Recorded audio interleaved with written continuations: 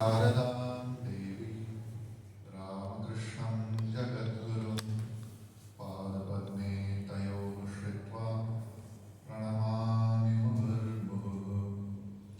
नमः श्रीयतिराजाय विवेकानन्दसूरये सच्चित्सुखस्वरूपाय स्वामिने तापहारिणे।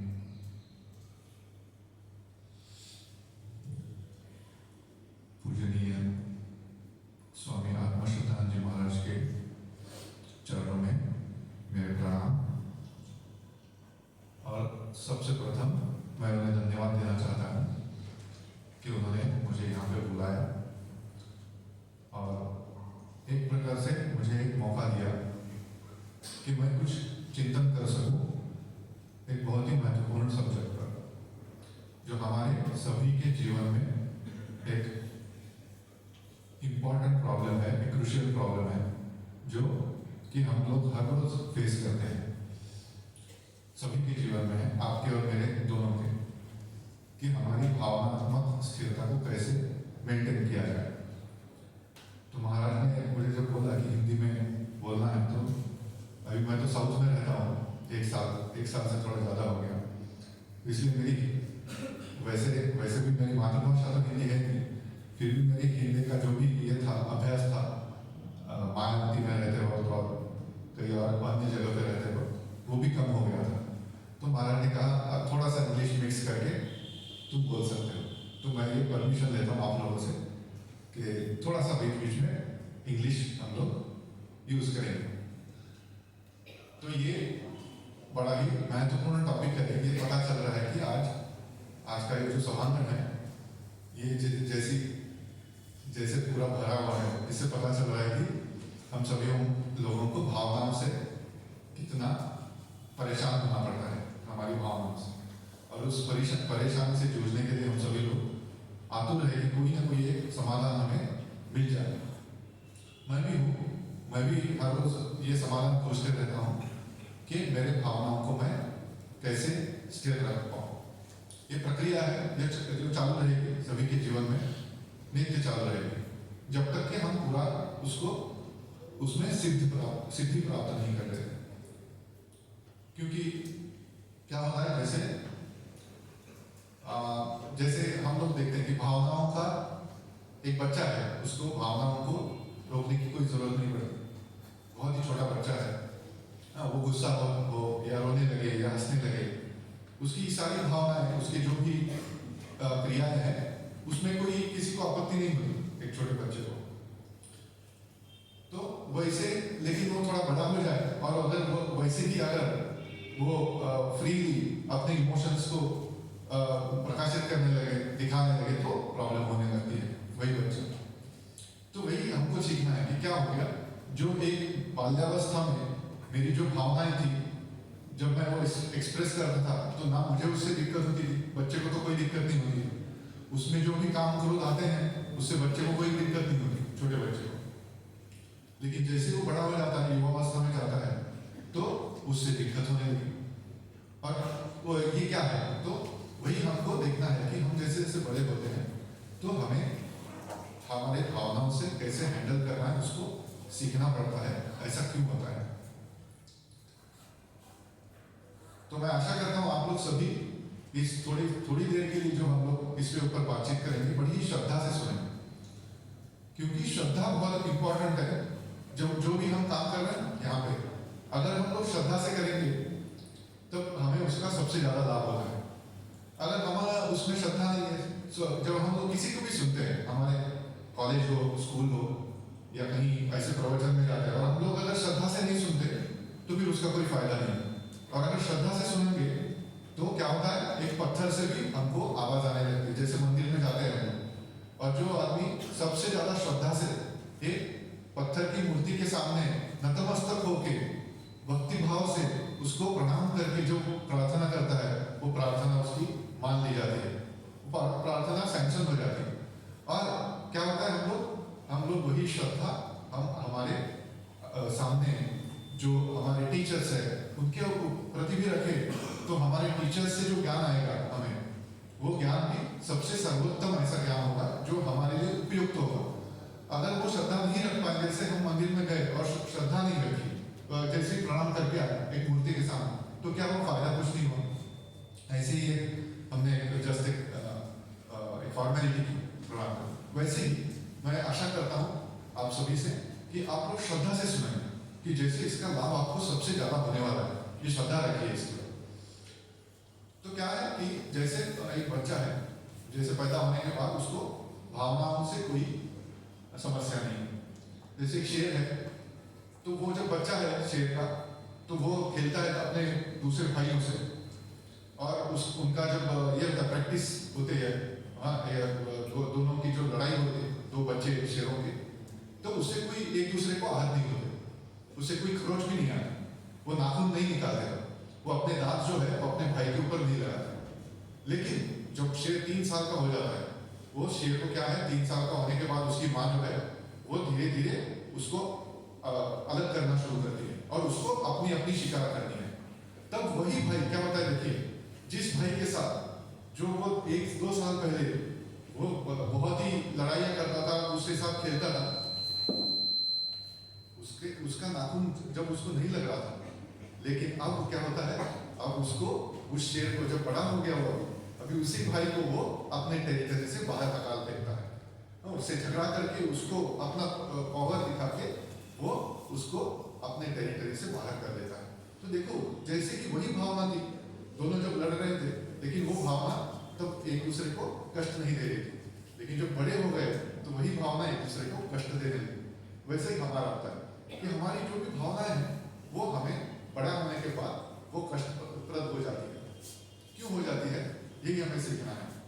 और ये कष्टप्रद होने के बाद हम उसको सीख पाए, इसीलिए वेदों ने क्या किया, वेदों ने प्रार्थना की। क्या प्रार्थना की, बलमसि बलमयि देहि, वीर्यमसि वीर्यमयि देहि, तेजोसि तेजोमयि देहि, ओजोसि ओजोमयि देहि, सभोसि सभोमयि देहि, मन्युरसि मन्युर्मयि देहि। तो ये सब सारी प्रार्थनाएं वेदों में हम लोग करते हैं कि क्या है, मुझे बल दो कि मैं इनको संभाल सकूं।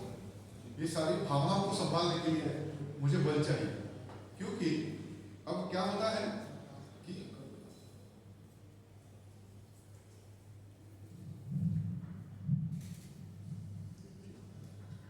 तो होता क्या है कि हम लोग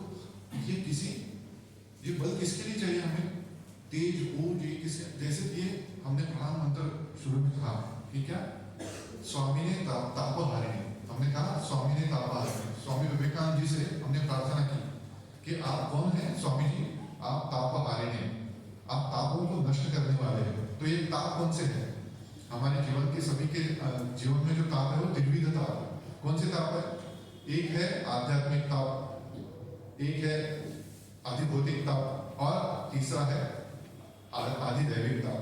तो जैसे अभी चेन्नई में अभी फ्लड आया, अभी एक 10 दिन पहले की बात, 10-12, अब वो जो है अधिदैविक ताप, सभी लोग उनके घर पानी में डूब गए।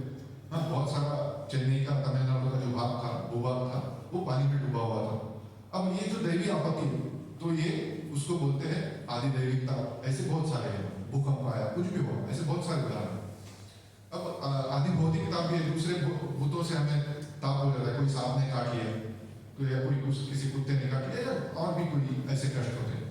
लेकिन आध्यात्मिक ताप जो है वो हमारे शरीर से और मन से होने वाला ताप, जो हमारा शरीर ही रोग से ग्रस्त हो जाए, मन ही रोग से ग्रस्त हो जाए, हाँ, हमारी भावनाएं हमें परेशान करने लगे हमारे मन को, तब क्या ये जो ताप होता है उसको कैसे हैंडल करें हम लोग। इस ताप को हैंडल करने के लिए ही हम लोग ये प्रार्थना करते हैं कि सहोसी सहोमयि देहि, कि तुम हे परमात्मा, तुम सब हो, सहनशीलता हो, तुम तो साक्षात सहनशीलता हो।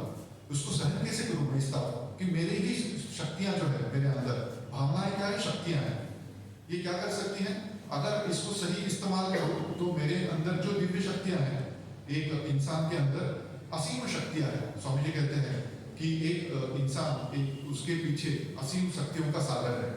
इस स्वामी जी के शक्तिदायी विचार बुकलेट आप लोगों ने पढ़ी हो, उसमें है, स्वामी जी बोलते हैं, ऊपर दिखाई देने वाली पतन की ओट में तुम क्या जाना कि इतने शक्ति की संभावनाएं हैं। तो ये शक्ति की संभावनाएं हमें क्यों नहीं दिख रही, इतनी सारी शक्तियां हैं तो कहाँ है भाई, वो तो इतने सारे लोग बैठे हुए हैं यहाँ, लेकिन कुछ भी तो शक्ति कहीं नहीं दिख रही। तो वो क्यों नहीं दिख रही? क्योंकि हम सब लोग भावनाओं से पीड़ित है, हमारे मन से पीड़ित है। हमारे मन की परेशानी इतनी है, आध्यात्मिक परेशानी, आध्यात्मिक ताप इतने हो गए हैं कि उसी को झेलते झेलते, उसी को सहन करते करते हम लोग अपनी शक्तियों को व्यक्त नहीं कर पा रहे। तो इसलिए स्वामी जी जो है तापाहारिणी, उनको प्रार्थना कर रहे हैं कि ये ताप को हमें उससे हरण कर लीजिए। ये ताप हमें हमारी शक्तियों को व्यक्त करने से रोक रहा है। देखो कितने पोटेंशियल डिविनिटीज हम लोग सब है, लेकिन वो डिविनिटी जो है वो मैनिफेस्ट नहीं हो पा रही इन तापों की वजह से। तो इसलिए हम लोग बोलते हैं ओम शांति शांति शांति। तो क्या है, इन सारे तापों की शांति हो, क्योंकि जब शांति होगी, जब प्रसन्नता होगी, तभी वो शक्तियां ये होगी, व्यक्त होंगी, अभिव्यक्त होंगी। प्रसन्न चेतसो याशो बुद्धि पर्यवतिष्ठसे नास्ति बुद्धि अयुक्तस्य अचायुक्तस्य भावना नचा भावयतः शांति अशांतस्य कुतः सुखम। तो ये जो सक्सेस चाहिए हमें, आज का जो सब्जेक्ट है सफलता हेतु भावनात्मक संतुलन का महत्व, तो ये क्या है, अशांतस्य कुतः सुखम। तो जब भावनात्मक संतुलन नहीं है तो क्या होता है, अशांत हो जाता है, वो इतना रेस्टलेस हो जाता है, समझ में नहीं आता क्या करूं। हाँ, मैं बहुत परेशान हूँ, मेरे अंदर बहुत सारा प्रॉब्लम हो रहा है, टेंशन हो रहा है। ये हमारे सबके है, जैसे मुझे भी टेंशन हो गया, अरे बाप रे इतनी सभा भर गई, मैं कैसे बोलूँ इनको। मेरी खुद की भावनाओं का संतुलन करने में मुझे परेशानी हो गई कि अभी इतने सारे लोग ये इतना अपना समय यहाँ पे जब ये कर रहे हैं, देखिए यहाँ पे बैठे हैं, क्या स्वामी जी के विचार मैं उन तक पहुँचा पाऊंगा? क्या मैं उनको सचमुच में उनका न्याय कर पाऊंगा? ये जो टॉपिक महाराज ने मेरे ऊपर सौंपा गया है, उसके ऊपर क्या मैं न्याय कर पाऊंगा? ये भावना मेरे मुझमें उसने एक डर पैदा किया, मुझे एकदम भय हो गया कि अरे बाप रे कैसा होगा कि मैं इन लोगों को, मेरा तो हिंदी भी शायद इतना अच्छा नहीं है कि जो मैं उनको बता पाऊंगा, क्या वो लोग समझ पाएंगे? अच्छा इसमें तो अलग अलग एज ग्रुप के ऑडियंस है, क्या मैं उनको सब कर पाऊँ? ये भावना उठना शुरू हो।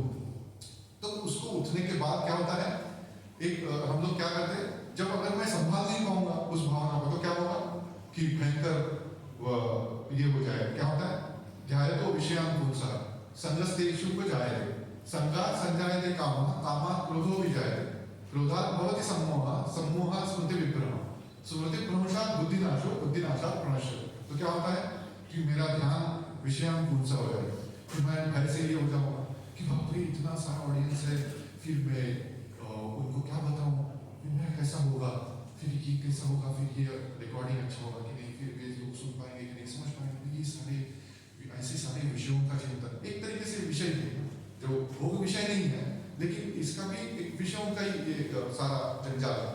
तो उसमें क्या हो गया, तो विषयांकुंसा क्या हो गया, संगस्तेषु हो जाए। फिर मेरी अटैचमेंट इतनी हो गई उसमें, आसक्ति इसमें इतनी हो गई कि लोग समझ पाएंगे कि नहीं, सुन पाएंगे कि नहीं, ये और उस चिंता में मेरा संग हो गया उसमें।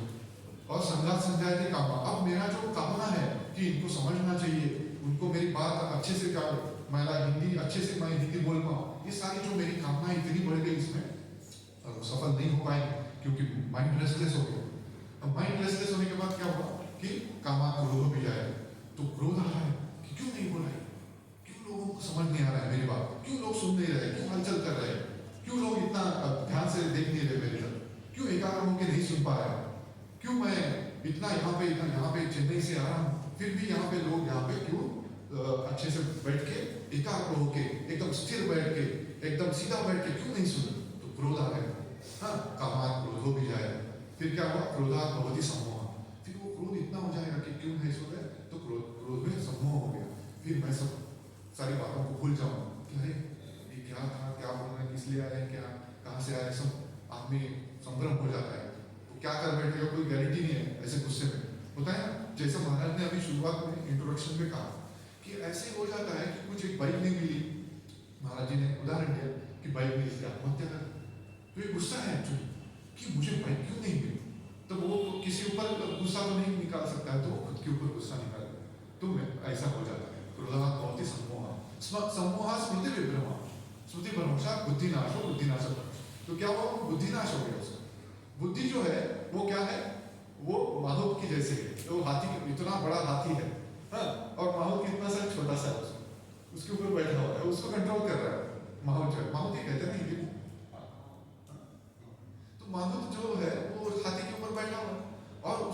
फिर डंडा है उसके हाथ में, हाथी के लिए उतना सा डंडा क्या, लेकिन देखो वो छोटा बचपन से ही जो जब हाथी उस माहौल के आकार का था तब से उसने उसको डर, वो डंडे का डर दिखा दिया।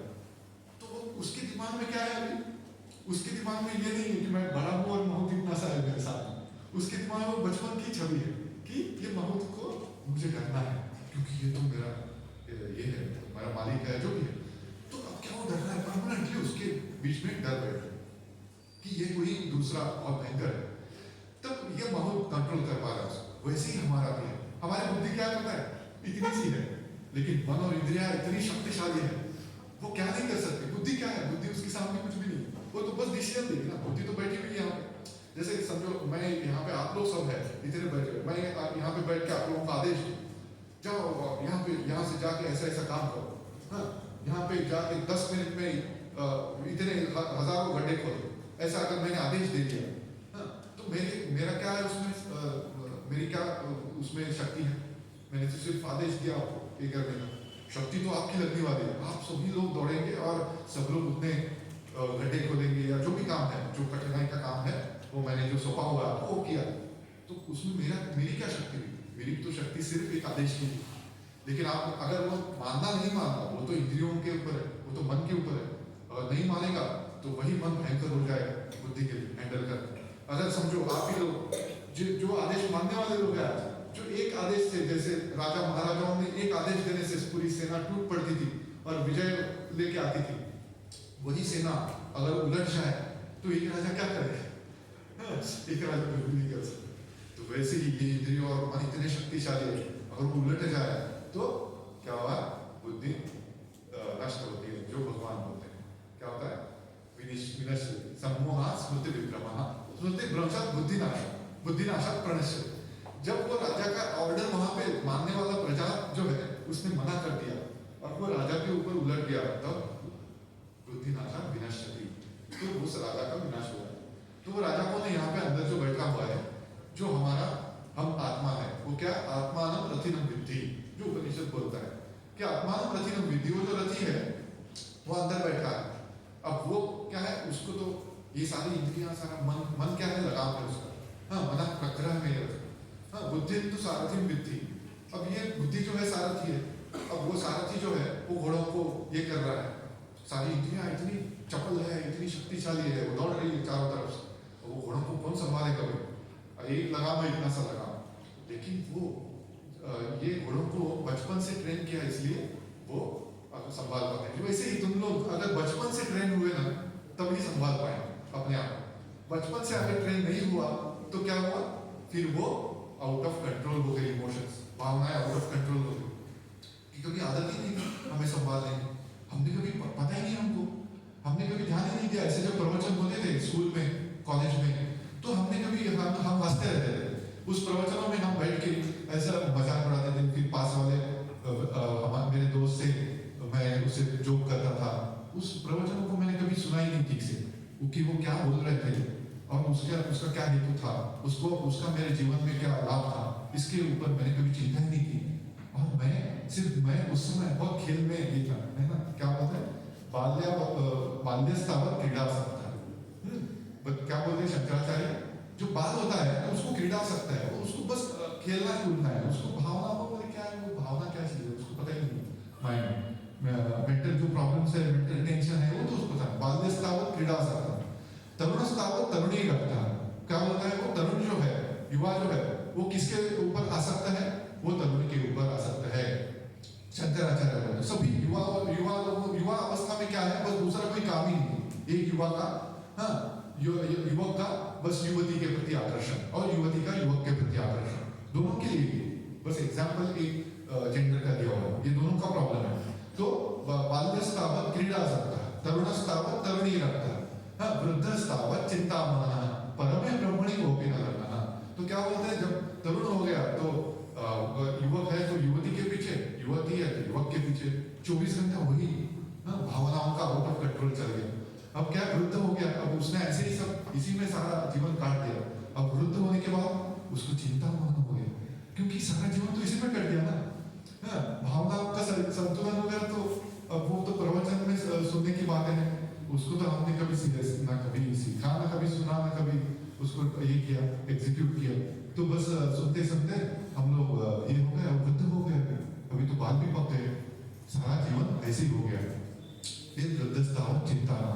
तो आप किसी वृद्ध को मिलेंगे और बोलेंगे दादाजी आप क्या कैसे हैं, तो दादाजी चिंता में रहते हैं, अरे वो हमेशा ऐसी बातें, अरे वो क्या वो अच्छा नहीं चल रहा है, अरे वो ये सब ठीक नहीं है, वो ठीक नहीं है। अब उनमें से कोई भी दादाजी में आप अगर परीक्षा करो, एक सर्वे करो, तो बहुत ही कम ऐसे बिरले मिलेंगे जिन्होंने अपना जीवन भावनाओं का संतुलन करके उनको सीखा है, करना सीखा है। तो क्या है फिर वो क्या बोले नित्य वो आनंदमय हो, कैसे हो गए वो शांत शांत से उदर सुखम। तो जो शांति प्राप्त करके जिसने सुख प्राप्त किया, ऐसा कोई विरला वृद्ध मिलेगा कि जो शांत रहता है और हमेशा आनंद में रहता है। क्योंकि उसने क्या किया, बाल्यावस्था के बाद जो युवावस्था थी जिसमें भावनाओं का संतुलन करना था, उसका बराबर ठीक ठीक उसने उपयोग किया। उसने बराबर, जैसे हमारे गुरुकुलों में क्या करते थे, इसलिए कि क्रीड़ा भी है गुरुकुल में जब होता था, ये आप लोगों को भी एक तरीके से गुरुकुल ही, हाँ मॉडर्न गुरुकुल है, पुराने जैसा नहीं कि पूरा आप घर उनके घर में रह रहे गुरु के। तो क्या करते थे वो कि बच्चा है जब बाल्यावस्था में है तो उसको गायत्री मंत्र की दीक्षा लेते। किस लिए गायत्री मंत्र की दीक्षा लेते थे, ताकि वो मन को संयमित करना सीखने के लिए वो जप करे उसका, तो मन को पकड़ने को सीखे। क्योंकि मन अभी ये नहीं, वो क्या होने वाला है, वो दौड़ने के लिए राजी होने वाला है, घोड़े बड़े होने वाले हैं, हाथी बड़ा होने वाला है माहौल से ज्यादा। जब माहौल सामने है, हाथी से कंपेरेबल उसका साइज है, तो वो क्या है, उसको तभी सिखाना है, उसको डंडा मारना है हाथी। तब वैसे ही जब वो बच्चा 10 साल का है, तभी वो क्या करता है, गायत्री मंत्र पाठ करता है। ये हमने वेद पाठ किए, रोज क्या करना है, जननी सारा देवी नमः श्री राजा, हाँ वो सारा बल वसी बल मंडी, ये सारे वैदिक चैंटिंग जो अभी शुरू किया, वो हर रोज सुबह शाम करके क्या किया, उसने ट्रेन कर दिया खुद के माइंड को, करना शुरू कर दिया। अब क्या हो गया, जैसे ही वो 13-14 साल की उम्र में आ गया, धीरे धीरे तब उसकी सारी दुनिया के प्रति देखने की ये बदल रही है, क्योंकि उसका शरीर बदल रहा है, शरीर में शक्ति आ रही है, हाँ उसके मसल्स में पावर आ रही है, क्योंकि उस एज में एकदम अचानक मसल ग्रोथ होना शुरू हो जाता है। तब क्या हुआ, अभी उसने क्या किया, वेदों का ये किया है, हाँ वेद मंत्रों का, गायत्री मंत्रों का, ऐसे गुरु ने दिए हुए वाक्यों का उसने सब समय स्मरण करके क्या किया, अभी उसने पता चल गया कैसे संभालना है इसको। अब वो कैसे भी जाए उसको कोई प्रॉब्लम नहीं, अब वो अपने इस सिस्टम को नियमित कर सकता है, संतुलित कर सकता है भावनाओं को इसको। लेकिन वो नहीं करने से क्या होगा, फिर वृद्धस्था और चिंता होगा, क्या होगा, वो नहीं करा, तरुणस्था और तरुणी रहता होगा। अगर वो ठीक से उसको संभालेगा नहीं मसल्स को, तो क्या होगा, तो युवावस्था में युवक का सारा उसी में समय नष्ट होगा, टाइम वेस्टेड। तो इसीलिए वो ना हो, इसीलिए हम लोग यहाँ पे आज इकट्ठा हुए हैं कि जो भावनात्मक संतुलन अगर मैं कर पाऊं तो मैं कैसे सफलता प्राप्त, सुख कैसे प्राप्त हो। सफलता मतलब क्या है, ये तो कोई यूनिवर्सिटी डिग्री नहीं है, तो गोल्ड मेडल दे दिया आपको तो सफल होगा, तो गोल्ड मेडल लेके क्या करेंगे, गले में लेके घूमेंगे सारा जीवन। आपको समझो यूनिवर्सिटी ने गोल्ड मेडल दे दिया, तो आपके सारा जीवन के गले में लेके घूमेंगे, और कितना दिन लोग तालियां बजाएंगे आपकी गोल्ड मेडल की। तो सफलता आपकी उस दिन की जो सफलता है वो कितने दिन टिकेगी, तो नेक्स्ट दिन तो आपको फिर से काम पे जाना पड़ेगा, तो उस काम में आपको दिखाना पड़ेगा कि मैं कितना एकाग्रता से काम करता हूँ, इतना डेडिकेशन से काम, तभी वो लोग बोलेंगे कि हाँ आपका जो गोल्ड मेडल मिला है वो सचमुच में सही है। नहीं तो वो क्या, वो यूनिवर्सिटी को कोसेंगे, अरे किस मूर्ख ने इसको गोल्ड मेडल दिया, ये तो ठीक से काम करना भी नहीं जानता, तो वो आपके गोल्ड मेडल कोई फायदा नहीं है। तो ऐसी सफलता का क्या फायदा कि जो टिकने वाली नहीं है। तो वो टिकने वाली सफलता वही है जो है सुख दे रही है। तो सुख किससे आता है, शांति से आता है। तो किससे शांति आती है, जब आपका संयमित भावनाएं संयमित है, तो आपको कोई समस्या नहीं है, आपका माइंड रेस्टलेस नहीं है। तो ये समस्या जो है उसके समाधान के लिए हमें सतत प्रयत्न करने हैं। ऐसा नहीं कि ये कोई रातों रात हम लोग सफल हो गए इसमें, क्योंकि अर्जुन जैसा धनुर्धर जब इस समस्या में जब पड़ सकता है, तो आप समझिएगा आपके और मेरी क्या हालत होगी। हम लोग तो उसके सामने कुछ भी नहीं है। अर्जुन जैसा महान धनुर्धर, हाँ, और गुड़ाकेश जिसको बोला गया, जिसने पूरा निद्रा को विजय कर दिया था, निद्रा के ऊपर, ऐसा अर्जुन है। तो वो अर्जुन अगर उसके सारे हाथ पैर जब कांपने लगे, जब वो युद्ध के साथ भूमि में जाता है, इसीलिए हमको ये सीखना है कि क्या उसका ये है, कैसे स्थित प्रज्ञ बनना है। तो स्थित प्रज्ञ मतलब क्या, जिसकी बुद्धि स्थिर हो गई, तब वो बुद्धि स्थिर जब हो जाएगी तब क्या होगा, वो जो हाथी है वो भी उसकी कंट्रोल में होगा। माहौल तो नहीं तो क्या होगा, माहौल तो बोल रहा है लेकिन हाथी आउट ऑफ कंट्रोल जाके उन्मत्त होके वो क्या करेगा, सब कुछ सर्वनाश करेगा। इसीलिए हमको सीखना कि कैसे करना। तो हमारे योग शास्त्रों में भी कुछ ऐसे ये दिए गए हैं, हमारे कुछ ऐसे क्या प्रैक्टिकल टिप्स है। तो क्या है कि जैसे मुझे अगर गुस्सा है तो योग शास्त्र क्या बोलते हैं, ये सब आप नोट कर लीजिए, इसको आप लाइटली मत लीजिए। ये एक सभा है, एक आधा घंटा हमने कुछ सुना और सिर्फ सत्संग किया, बस ऐसा मत लीजिए। इसको नोट करो, अगर आपके पास नोटबुक्स है, अगर आपके पास कुछ है तो नोट करो। क्या है कि प्रतिपक्ष भावना, शास्त्र क्या बोलता है, योग सूत्र क्या बोलता है, प्रतिपक्ष भावना। तो इतना देर कितना देर आवाज होगा, 5 मिनट 10 मिनट, इससे ज्यादा आवाज नहीं होगा। सबकी नोटबुक्स आने बाहर आ जाते, जल्दी निकालो, 1 सेकंड हो गया, 1 सेकंड हो गया। हाँ बस अभी फिर से शांति। तो एक प्रतिपक्ष भावना, तो अगर मुझे गुस्सा आता है तो मैं क्या करूं, योग सूत्र बोलते हैं, पतंजलि महान ऋषि पतंजलि बोलते हैं कि आप उसका विरोधी चिंतन करने का अभ्यास शुरू करो। जिसके पास नोटबुक नहीं है उसने वो बात करने की जरूरत नहीं है, इतना टेंशन का कुछ नहीं है। जैसा आप जिसके पास है वो नोट कर लो, बाद में आप ये कर सकते हैं। इतना कुछ उसमें विचलित होने का कुछ नहीं, भावनाओं को आप संतुलित करो आपके। कि क्या है कि प्रतिपक्ष भावना, तो क्या करते हैं कि जो अभी मुझे गुस्सा आ गया तो मैं क्या करूं, शांत होने की भावनाओं को अपने मन में उठाना कि मैं गुस्सा हुआ तो मैं क्या करूंगा कि जिस व्यक्ति, वस्तु, स्थान या कुछ भी घटना पर मैं गुस्सा हूं उसके प्रति मैं भलाई का चिंतन करूं। सर्वेत्र सुखिनः सन्तु, ये मंत्र मैं पढ़ूं। जब मुझे गुस्सा आया ना तो मैं क्या करूं, सर्वेत्र सुखिनः सन्तु, सर्वे सन्तु निरामयाः, सर्वे भद्राणि पश्यन्तु, मा कश्चित् दुःखमाप्नुयात्। तो क्या हुआ कि मन शांत हो, गुस्सा शांत। क्यों? क्योंकि जिसके ऊपर गुस्सा हुआ वही, उसी को तो सुखिनः सन्तु बोल दिया, वही तो उसी को निरामय बोल दिया। तो गुस्से का क्या कोई यही नहीं रहा, कोई इफेक्ट ही चला गया उसको ना कुछ। मेरे गुस्से का कोई जो ये होने वाला था वो गुस्सा पूरा शांत हो गया। अब मुझे अगर लोभ हो गया ना, किसी चीज के ऊपर बहुत लोभ हो रहा है ना, लोभित हो रहा है, तो क्या उसके विरुद्ध भावना कि त्याग भाव, नहीं लोभ खराब है, त्याग है लोभ। ये क्या, इस जो वस्तु का लोभ हो रहा है उस लोभ से क्या होता है, नाश होता है। लोभ में पड़ने से क्या होता है, जेल में जाना पड़ेगा। ज्यादा लोभ करोगे पैसे का तो क्या होगा कि तुमको करप्शन में जेल में डालेंगे। और चोरी किया तो भी जेल में जाना पड़ेगा, थुतू करेंगे लोग, सारे समाज में हमारी थुतू होगी कि कैसा चोर निकला है। लोभ करोगे तो क्या विरोधी भाव करो कि नहीं, मुझे लोभ करने से क्या लाभ होगा, मुझे तो लोगों से दान देना चाहिए उल्टा। मुझे अगर किसी चीज का खाने का लोभ हो रहा है तो मैं ऐसा सोचूं कि अरे कितने लोग भूखे हैं इस दुनिया में, हाँ उनको तो एक वक्त का खाना भी नहीं मिल रहा है, और मैं इस जो सामने मेरे खाना पड़ा है मैं सब कुछ खुद ही खा लूं, ऐसा लोभ हो रहा है। अरे कितना मेरा स्वार्थ चिंता है। तब मैं अगर ऐसा सोचूं, प्रतिपक्ष भावना करूं कि क्या नहीं, बहुत सारे लोग भूखे हैं, पता नहीं कितने लोगों को भी मांग के भी खाना नहीं मिल रहा है, तो आपके हृदय में करुणा उत्पन्न हो जाए अगर उस समय कि अरे इतने लोग भूखे नंगे हैं, उनको मिल नहीं रहा, मैं इतने से खाने के लिए मैं ऐसा लालायित हो रहा हूँ। नहीं, तुरंत ही वो लोभ चला जाएगा, तुरंत ही आप एकदम शांत हो जाएंगे। नहीं, मुझे जितना मिला है शांति सुख है उसमें। तब क्या होगा, बुद्धि शांत हो, बुद्धि स्थिर हो गई। अब वो लोभ को ये नहीं कर रही। अब क्या है, आपको समझो और भी ऐसे कोई, ये सारे हम लोग गिनते रहेंगे तो घंटों बीत जाए। ऐसी सारी कई भावनाएं जो हमारी हानि करती है, हमारा नुकसान करती है जीवन में, हमें वो परेशान कर देती है। तो क्या करते हैं, प्रतिपक्ष भावना है ना। जैसे क्या है कि रस्सी खींच है ना, तो रस्सी खींच का ये है ना कि एक तरफ से खींचते तो उसको बैलेंस करने के लिए दूसरी तरफ खींचना पड़ता है, इसको बोलते हैं प्रतिपक्ष भाव। तो अब क्या हम क्या देखते हैं, जो रस्सी खींच होती है और दोनों पार्टी तोल मोल का ताकत दिखाते हैं, तो क्या है, कोई रस्सी ना इधर जा रही ना उधर जा रही, तो वैसा है।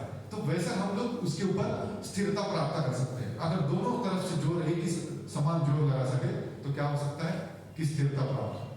जैसे कोई पेंडुलम है, अब पेंडुलम को शांत करना है तो क्या है, आप दूसरी तरफ से जोर लगाना बंद कर दीजिए, आप उसको पेंडुलम धीरे धीरे शांत हो जाएगा। आप क्या कर रहे हैं, आपके मन को आप अस्थिर क्यों हो रहा है मन आपका, क्योंकि आप एक पेंडुलम जो आपको स्विंग हो रहा है, तो उसको क्या करें, आप ज्यादा जोर से धक्का दे रहे हैं, फिर से स्विंग, जैसे हम स्कूल में कॉलेज में पेड़ को एक स्विंग लगाते हैं ना, हाँ उसको हिंदी में क्या बोलते हैं मुझे नहीं पता, तो वो स्विंग, उसमें बैठ के हम लोग झूला झूला में बोलते हैं झूला, तो झूला झूला झूलते हैं, तो झूले को अगर स्थिर करना है तो उसको बस आप छोड़ दीजिए, उसको फिर से पुश कर देंगे, छोड़ दीजिए, तो धीरे धीरे धीरे स्थिर हो जाएगा और आप उतर सकते। नहीं तो क्या होता है, अगर कोई धक्का देते रहे उसको, तो फिर वो जो आदमी उसके ऊपर बैठा है वो उतर ही नहीं पाएगा। वैसे हमारे मन की अवस्था हो जाती है, उस झूले को, मन के झूलने की प्रवृत्ति को अगर स्थिर करना है तो बस उसको और ज्यादा आप उसको ये मत कीजिए, उसको इंस्टिगेट मत कीजिए, उसको आप प्रोवोक मत कीजिए और ज्यादा। जो भी चीज है आपको प्रोवोक करती है उससे दूर रहना है ना, कि मुझे अगर पता है कि रसगुल्ला सामने देखने से ही बस वो, अगर ऐसे लाइट चली गई, रसगुल्ले का थाली मेरे सामने रखा है और 1 सेकंड के लिए लाइट चली गई, ऐसे अभी जैसे गई, तो जब तक लाइट आ गई तब तक वो थाली खाली हो गई, कहाँ से गए रसगुल्ले ना, और वो आदमी जो है उसने डकार मारी, तब पता चला कि किसने खाए सारे रसगुल्ले, तो ऐसा हो जाता है। तो ये आप क्या कर रहे हैं, उस रसगुल्ले को खाने की प्रवृत्ति को आप और ज्यादा प्रोवोक कर रहे हैं, आप इंस्टिगेट कर रहे हो उसको, जैसे मौका मिला खा लिया सारा रसगुल्ले, तब वो तो क्या और बढ़ गया, जब जब जब जब लाइट जाएगी अब तब तब सारे रसगुल्ले आप ही खत्म करो। तो इसलिए इंस्टिगेट करना बंद करना है, क्या करना है, जब भी रसगुल्ले यहाँ पे रखे हैं ना, आप दूर से जाओ, जहाँ पे रसगुल्ले रखे हैं समझो यहाँ पे रसगुल्ले बांट रहे हैं, भंडारा लगा हुआ है, तो मेरे को नहीं यार, वहाँ पे भंडारा रसगुल्ले देखने से ही मुझे मेरी इच्छा होती है कि लाइट चले जाए 1 सेकंड के लिए, तो ऐसा ना हो ये इच्छा, इसलिए मैं दूर से जाता हूँ, रसगुल्ले का स्मेल भी ना आए मेरे ना, ऐसा करने से क्या होगा, मन शांत रहेगा। जब देखा ही नहीं रसगुल्ले तो मन क्यों अस्थिर होगा, तो इसलिए दूर से जाओ। जैसे लाडू महाराज थे हमारे श्री रामकृष्ण देव के शिष्य स्वामी अद्भुतानंद, तो उनको इनको श्री रामकृष्ण देव ने बोला था, जो वो लड़के थे, जवान लड़के, तो उनको कोई गलत आदत न लगे, गलत लत न लगे, जवान लड़का है, तो इसलिए वो जहाँ पे शराब के जो ये रहते थे, दुकानें रहती थी, उस रास्ते से वो आते थे। वो जब श्री रामकृष्ण देव को मिलने आए, तब वो जब श्री रामकृष्ण देव ने उनको सावधान किया, तब वो उन्होंने क्या किया, रास्ता ही बदल दिया कि क्यों ऐसा कुछ ना हो, मेरे को आदत न लगे, इसलिए देखने से बार बार वो देखने से मेरे को शायद ये हो जाए, नहीं थोड़ा सा देख लो चख लूं, तो ऐसा कुछ ना हो, इसलिए क्या करते थे वो, जो रास्ता पहले शॉर्टकट था श्री रामकृष्ण देव के पास आने का, जिसके लिए समझिए आधा घंटा लगता था, अब वो दूसरे रास्ते से आते थे जिससे 2 घंटा लगता, इतना कष्टप्रद रास्ता वो अपनाते थे, इसलिए ताकि वो उस मन का संतुलन ना खो बैठे, हाँ अपनी भावनाओं का संतुलन ना खो बैठे, इसलिए वो जवान लड़का लाटू वो दूर से एकदम घूम खा के आएगा, थका हारा धूप में, कल्पना करो एक कष्ट करना पड़ता है, इसलिए ये सैक्रिफाइस करना पड़ता है ताकि मन में शांत रहे, सुखी रहे। अब वो लाटू क्या है, महान अद्भुतानंद ब्रह्म ज्ञानी महापुरुष है, क्यों, क्योंकि उसने उस जमाने में उस बराबर बाल्यावस्था क्रीड़ा सक्त जब था, तब उसने ऐसी अवस्था में जाने से पहले अपने आप को रोक दिया कि तरुणस्तावत तरुणी रहा, तो बोले नहीं सावधान, ये तो एक बार गया तो गया ही गया, हाँ तो क्या बोलते थे, ऐसे बोलते हैं कहावत है, गया सो गया ही गया, मतलब कहाँ गया, वो गया बोध गया जो है वो गया सो गया ही गया, मतलब उसको गया ही जाना पड़ा, उसका श्राद्ध ही हो गया, उसका ऐसी हालत हो जाती है, हाँ कि एक बार जो हम जाते हैं तो इतना जाते हैं कि हमें गया ही जाना, गया ही गया, तो ऐसा न हो हमारा, इसलिए हमें भावनाओं का संतुलन सीखना है सभी को। ये कठिन है, बहुत मुश्किल है, कि लेकिन उसको जब प्रयास करते रहेंगे तो मजा भी आएगा। हाँ एडवेंचर में मजा आता है, जब मैं हिमालय में था तो मुझे एडवेंचर करने में बहुत मजा आ रहा था, उधर ट्रेकिंग करने में, हिमालय में भी ट्रेकिंग करने भी जाता था, तो इसलिए क्या है, उसको बहुत थकान होती है, ऑक्सीजन कम होता है, हम लोग बार बार थक जाते हैं, लेकिन क्यों जाते हैं इतने लोग हिमालय चढ़ने के, कष्ट है ना उधर, फिर क्यों जा रहे हैं भाई, पैसे खर्च करके हजारों लाखों रुपए पर खर्च करके जा रहे हैं, इतना ढो के पीठ के ऊपर सामान ढो के जा रहे हैं, किस लिए, मजा है। तो ये एडवेंचर का मजा लेना है, भावनाओं को संतुलन करने में जो एडवेंचर है, जो कष्ट है, उसमें जो एक मजा है वो मजा लेना है, ना कि उसमें आसक्त होके बाद में चिंतामग्न होने की बारी आएगी तो वैसा न हो इसलिए करना है, ये मजा है। तो उसके बाद क्या है, फिर थोड़ी देर में हम इसको विराम करेंगे आज के इसको। बाद में क्या कर सकते हैं और भी थोड़ी सी चर्चा करके अब हम खत्म करेंगे, ज़्यादा आपको ज़्यादा नहीं खींचेंगे। तो ऐसे कुछ और भी योग सूत्र में पतंजलि ने ये किया हुआ है, कुछ उपाय बताया क्या है। जैसे मन को संतुलित रखना है, शांत रखना है, तो उन्होंने ये किया कि हम समाज में कई व्यक्तियों से हम लोग संबंध रखते हैं। हाँ, तो बहुत सारे प्रॉब्लम आते हैं दोस्तों से। तो कई बार हमारे दोस्तों से कैसे व्यवहार करें, जब सब लोग हम लोग चित्र विचित्र व्यवहार करने वाले लोग, सबकी टेम्परामेंट अलग अलग है। तो ये इन सबसे हमारे मन को कैसे संभालें, इसलिए क्या बोलते हैं पतंजलि, भगवान पतंजलि क्या बोलते हैं, उन्होंने एक सूत्र दिया, वो भी लिख लो। जिन्होंने नोटबुक और पेन इतना देर से हाथ में पकड़ा हुआ है वो भी लिख लो। क्या है, मैत्री करुणा मुदिता उपेक्षा, ऐसे 4 सूत्र दिए हुए। तो जो क्या है, तो चार टाइप के आप लोग संबंध इस जगत में ये करेंगे तो आपका मन बड़ा ही कम से कम कष्ट में जाएगा, कम से कम प्रॉब्लम्स होगी। प्रॉब्लम्स नहीं होगी ऐसा तो कोई नहीं है, कोई गारंटी यहाँ पे कोई नहीं है, लेकिन आपको कम से कम प्रॉब्लम होगी। क्या है, तो जो सुखी है, जो व्यक्ति सुखी है उसके साथ आप मित्रता कर लीजिए। क्योंकि क्या है, आप सफलता हेतु बोले हैं, सफलता हेतु भावनात्मक संतुलन का महत्व। तो सफलता प्राप्त करना मतलब क्या, सुख प्राप्त करना है ना, सुखी तो सफलता है। और सुख प्राप्त करना है तो क्या करना पड़ेगा, सुखी व्यक्ति से मित्रता करना, उससे द्वेष नहीं करना, उससे जलन नहीं करनी। ये सुखी हो गया ना, उसको मैं किसी भी हालत में दुखी करके ही छोड़ूंगा, तभी मजा आएगा। ये क्या हुआ, आप असफलता की तरफ जा रहे हैं, सफलता की तरफ नहीं जा रहे। तो आपको क्या करना पड़ेगा, नोटबुक में लिखना पड़ेगा कि मैं सुखी व्यक्ति से मित्रता करूं, जो सुखी रहता है हमेशा, जो सुख का की चाह रखता है, उससे मैं मित्रता करूं। और क्या है, मैत्री करूं। मैत्री मतलब मित्रता, और वो किससे करनी है, सुखी व्यक्ति से। और जो दुखी रहता है हमेशा, उससे क्या करना है, करुणा करनी है। करुणा है, उसमें दया नहीं है, उसमें ऐसा नहीं करना। स्वामी जी बोलते हैं ना कि किसी एक गरीब की तरफ देख के ऐसा मत सोचो कि तुम बहुत बड़े कोई दानी व्यक्ति हो, बड़े उच्च हो, और उसकी तरफ कोई ब्रेड के टुकड़े फेंक के ऐसा मत बोलो, ए भिखारी इधर आओ, ऐसा मत बोलो। स्वामी जी कहते हैं ताकि ऐसा ना कर तुम ऐसा बोलो कि अरे तुम आप आइए, आपने आज मुझे मौका दिया कि मुझमें जो दिव्यता है कि किसी का कुछ हेल्प कर सकूं, मुझमें जो शक्तियां हैं उसका उपयोग कर सकूं। नहीं तो कोई अगर भिखारी मेरे सामने नहीं आता, कोई अगर सफरिंग करने वाला मेरे सामने नहीं आता, तो मुझमें जो एक सक्षमता है, मुझमें जो सामर्थ्य है, उसको मैं किसके सामने दिखा, मैं दान देने का सामर्थ्य किसके सामने दिखा। जो ऑलरेडी पैसे वाला है वो तो मेरा दान क्यों देगा। तो जो गरीब है वो आया है, उसको मैं आदर से बोलूं, आप कृपया आइए, आपने मुझे जो ये दिया, मौका दिया है, उसके लिए मैं आभारी हूं। आप उसको करुणा से, दया से नहीं, करुणा से उसको मदद कीजिए, गरीब को। तो मैत्री है, करुणा है, तो उससे आपका मन बहुत शांत हो जाए, आनंदित हो जाए। किसी को आपने अगर हेल्प की, किसी एक जरूरतमंद को किसी दिन, तो आप इतने आनंद में रहेंगे ना। जिस दिन आपको डिप्रेशन आ रहा है ना, ये 4 सूत्र अगर हम फॉलो करेंगे ना, तो जीवन में डिप्रेशन ही नहीं आएगा। क्यों डिप्रेशन आता है, क्योंकि हम लोग ये फॉलो नहीं करते कि जो सुखी आदमी उससे मित्रता करो, तो आपको क्यों डिप्रेशन आता है।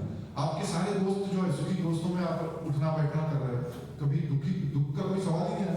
और जो दुखी आदमी, उसको आप हेल्प करने के लिए दौड़ रहे। जैसे फ्लड हुआ अभी चेन्नई में, तो जिस दिन फ्लड हुआ, बारिश चल रही थी, उसी वक्त हमारे मठ के साधु वहां पे भागे। बारिश में भीगते भीगते उन्होंने खिचड़ी बांटना शुरू कर दिया, बारिश में भीग रहे। और एक महाराज तो 7-8 दिन इतना कष्ट किया उन्होंने कि उनको बुखार आ गया, बुखार जैसी अवस्था हुआ। उनको इतना कष्ट किया उन्होंने कि वो उनकी सेहत खराब हो गई। लेकिन उन्होंने चिंता नहीं की उसकी, अरे मेरा 7-8 दिन के बाद सेहत खराब हो जाएगी, तो इसलिए मैं क्यों जाऊँ भाई भीगने। और 4-4 फीट पानी में भीगते भीगते खड़ा होकर उन्होंने खिचड़ी बांटी। और ये सोच के नहीं बांटी कि वो कोई ये है लोग, तो ये सोच के बांटी कि शिव ज्ञान है जीव से हो, जो स्वामी जी ने बोला है कि नहीं, ये तो शिव है, साक्षात शिव है। तो मैत्री करुणा मुदिता उपेक्षा, ये जो क्या है, करुणा करो, क्योंकि शिव है, शिव आया है मेरे सामने एक गरीब होके, दुखी होके, तो मैं उसके ऊपर करुण भाव से उसकी सेवा करूं। तो मुझे कहां से ये हो, कोई भावना का कोई मन का कोई संतुलन बिगड़ने का कोई बात ही नहीं है। मुझे तो आनंद से और संतुलन से, मैं मन के भाव से ऐसे सद्भाव में चला जाऊंगा, ऐसे शुद्ध भाव में चला जाऊंगा कि मैं हमेशा आनंद में रहूंगा, हमेशा सुख में रहूंगा। तो ये हो गया मैत्री करुणा मुदिता। किसके ऊपर मुदिता करनी, जो पुण्यवान व्यक्ति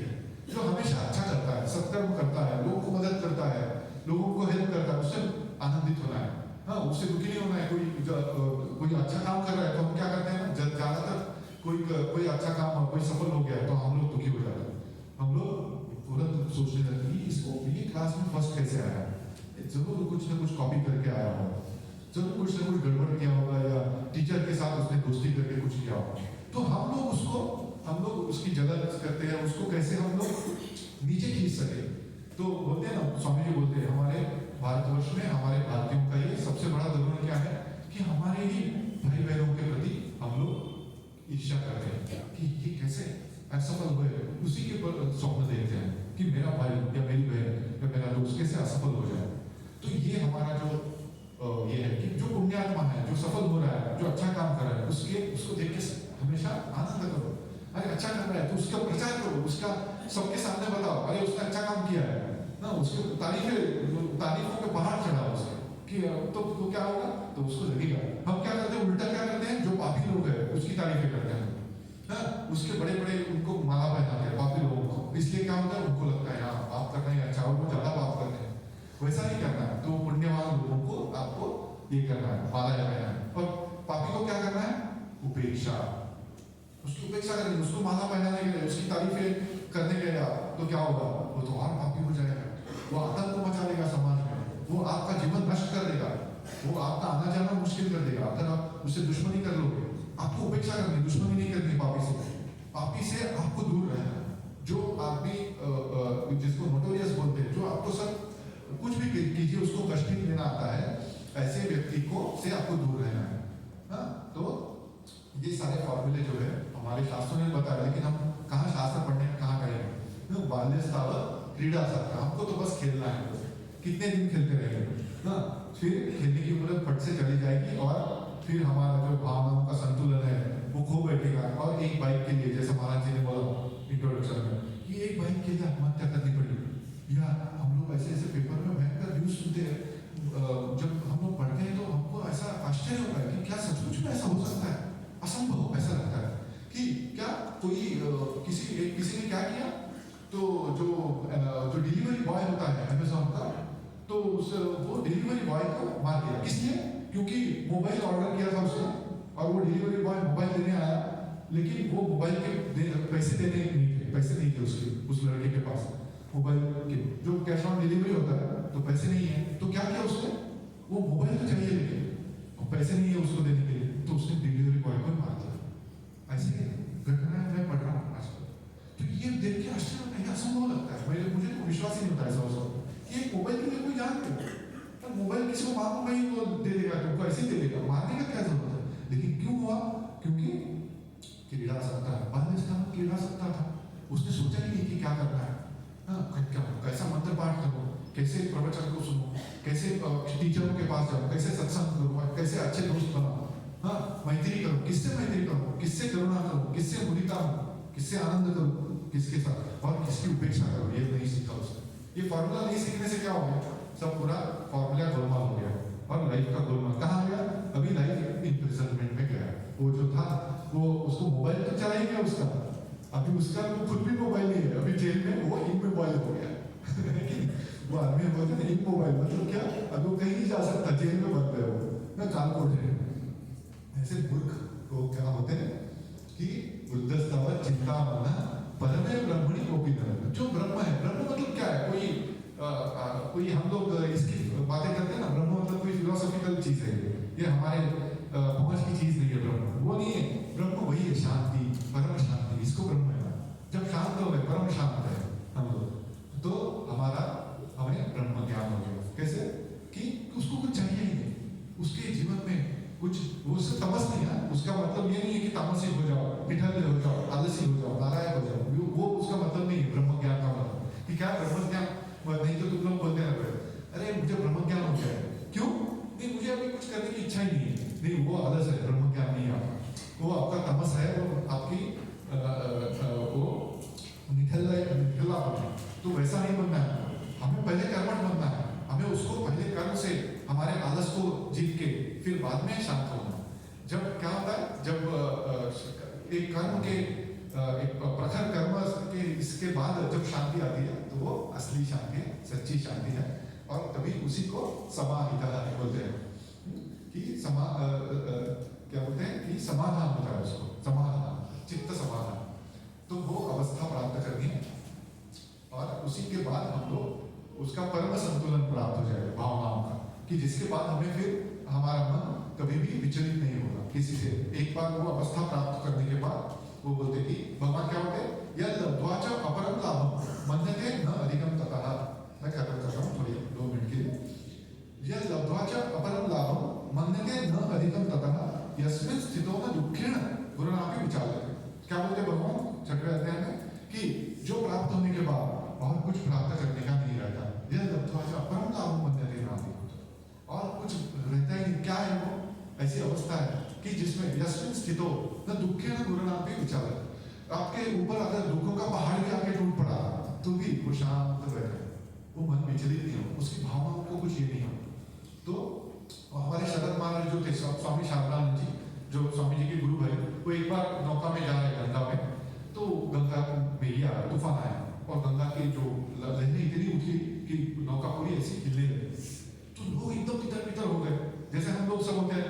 तो सब लोग भागने लगे नौका में कि अरे कैसे बचाओ, हम लोग तो तैरना नहीं जानते, क्या होगा, कैसे होगा।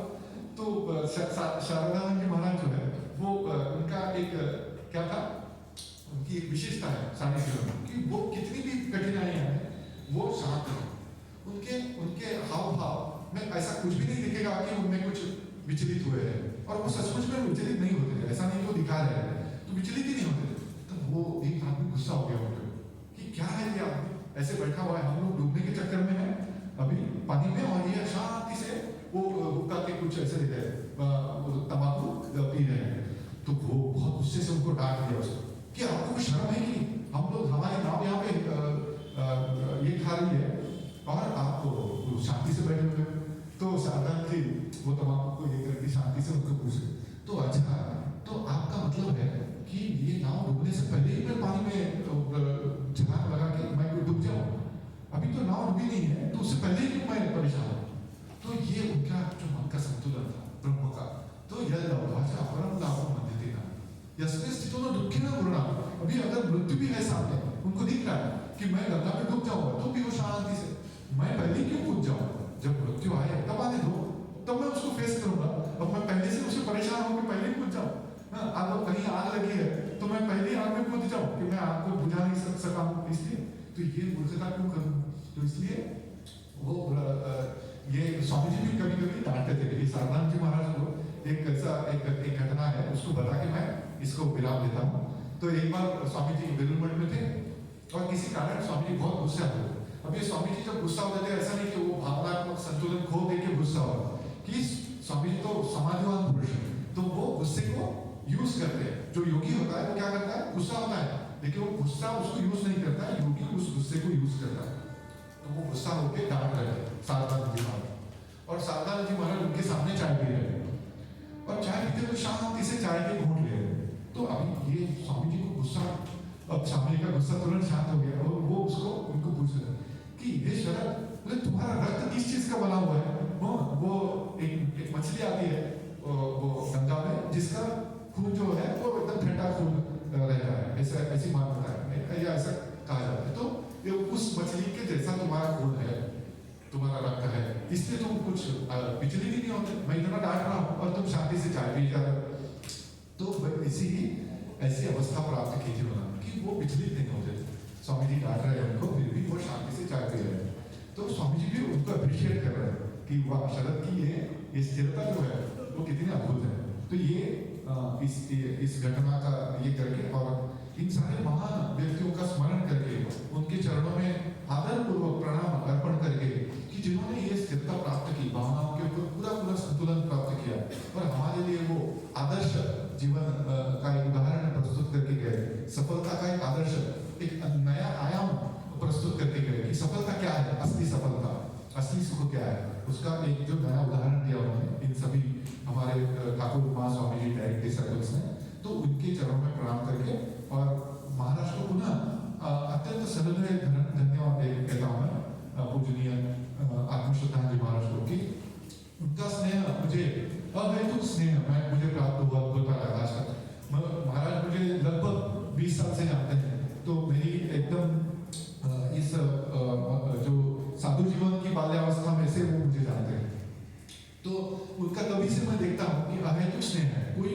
में ऐसा कोई भी गुण नहीं है कि जिसके प्रति वो स्नेह व्यक्त करे।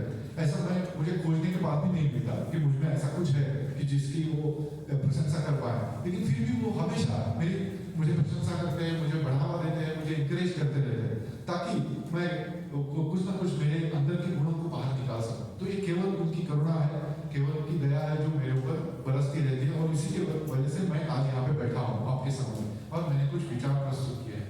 तो मैं आशा करता हूँ कि आप लोगों को इसका लाभ होगा और आप जीवन में उसको उपयोग करेंगे। मैं प्रार्थना करता हूँ कि भगवान श्री रामकृष्ण देव, माँ शारदा देवी, स्वामी जी आपको सफलता दे, आपको शांति दे, आपको आपका जीवन सुखमय करे।